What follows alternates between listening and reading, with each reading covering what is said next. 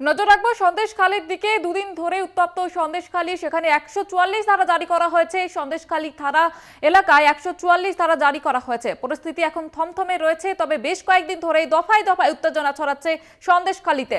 রাস্তাঘাট এখনো শুনশান, বন্ধ দোকানপাট। এলাকায় উচ্চপদস্থ পুলিশ আধিকারিকরা রয়েছে এবং এলাকা ঘিরে রেখেছে বিশাল পুলিশ বাহিনী। আপনাদের যেমনটা জানাচ্ছিলাম যে বেশ কয়েকদিন ধরেই দফায় দফায় উত্তেজনা ছড়াচ্ছে সন্দেশখালীতে, সেই ছবি আপনারা দেখতে পাচ্ছেন। এবং ইতিমধ্যেই 144 ধারা জারি করা হয়েছে সন্দেশখালীর জেলিয়াখালীতে। সন্দেশখালী ঘিরে রেখেছে বিশাল পুলিশ বাহিনী। শেখ শাহজাহান ঘনিষ্ঠদের গ্রেপ্তারি দাবিতে উত্তাল সন্দেশখালী এবং দফায় দফায় উত্তেজনা ছড়াচ্ছে ওই এলাকায়। 144 ধারা জারি করা হয়েছে সন্দেশখালীতে এবং এলাকায় পুলিশ বাহিনী রয়েছে, উচ্চপদস্থ আধিকারিকরা রয়েছে পুলিশের। শাহজাহান ঘনিষ্ঠদের গ্রেপ্তারির দাবিতে দফায় দফায় উত্তেজনা সন্দেশখালীর জেলিয়াখালীতে। গ্রামের মহিলারা, এলাকাবাসীরা ঘিরে ফেলে গোটা এলাকা এবং লাঠি নিয়ে উত্তেজিত জনতা ক্ষিপ্ত হয়ে পড়ে। সোমবার শিবু হাজরার বাড়ি পোল্ট্রি ফার্মে আগুন ধরিয়ে দেয় উত্তপ্ত জনতা। আর বিষয়ে আরো বিস্তারিত জানাবো, প্রতিনিধি সঞ্জিত চক্রবর্তী রয়েছে টেলিফোন লাইনে। সঞ্জিত, আজকের কি পরিস্থিতি?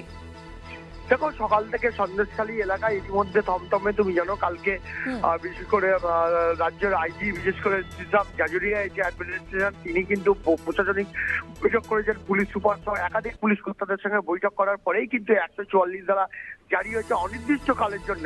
অর্থাৎ সন্দেশখালী থানা এলাকায় যে 8টি গ্রাম পঞ্চায়েত রয়েছে, বিভিন্ন জায়গায় যাতে বেআইনি জমায়েত মানে না হয় তার জন্য ইতিমধ্যে পুলিশ কড়া ব্যবস্থা নিয়েছে। এবং এই 144 ধারা কতদিন থাকবে স্পেসিফিক সেটা জানা যায়নি। ইতিমধ্যে সন্দেশখালী কাণ্ডে কিন্তু মোট 14 জনকে গ্রেপ্তার করা হয়েছে, যেটা সম্প্রতি বুধবার দিন, গত বুধবারে যেভাবে সন্দেশখালী যে উত্তপ্ত হতে শুরু করে, অর্থাৎ ভাঙচুর, লুটপাট, আগুন, পোল্ট্রি ফার্মে আগুন লাগিয়ে একাধিক পোল্ট্রি ফার্ম। তারপরে সেই ঘটনায় যেমন 5 জনকে এর আগেই সন্দেশখালী থানায় গ্রেপ্তার করেছিল। এবং তারপরে গতকাল অর্থাৎ শুক্রবারে জেলেখালী কাণ্ডে ইতিমধ্যে 8 জন, আজ ভোর রাতে আরো একজন মেরে হলো। মোট 9 আর 5 14 জন। এই 14 জনকে পুলিশ গ্রেপ্তার করেছে। এই বিশেষ করে এই 9 জনকে আজ যে বসিরহাট মহকুমা আদালতে তোলা হবে এবং তাদের পুলিশে হেফাজতে নেওয়ার আবেদন জানিয়েছে সন্দেশখালী থানার পুলিশ। ইতিমধ্যে সন্দেশখালী এলাকা যথেষ্ট উত্তপ্ত হয়ে রয়েছে। তুমি জানো, গত কয়েকদিন ধরে অর্থাৎ আদিবাসীদের লিজের টাকা নিয়ে যেভাবে গন্ডগোল এবং মিছিল, পাল্টা মিছিল, একদিকে বিজেপি মিছিল করছে তাদেরকে উস্কে দিয়ে, অন্যদিকে তৃণমূল মিছিল করছে, এ নিয়ে অগ্নিগর্ভ সন্দেশখালী। ইতিমধ্যে বিশাল পুলিশ বাহিনী রয়েছে, বিভিন্ন পয়েন্টে পুলিশ। একদিকে নদীপথে তল্লাশি চলছে, অন্যদিকে তোমার ড্যাঙা পথে যেখানে স্থল পথ রয়েছে, কোনো বাইরে বহিরাগত গাড়ি ঢুকছে কিনা সেটার উপর তল্লাশি শুরু করেছে জেলা প্রশাসন। সব মিলে গোটা পরিস্থিতির ওপরে কঠোর নিরাপত্তা বেষ্টনী করা হয়েছে সন্দেশখালী এলাকা জুড়ে।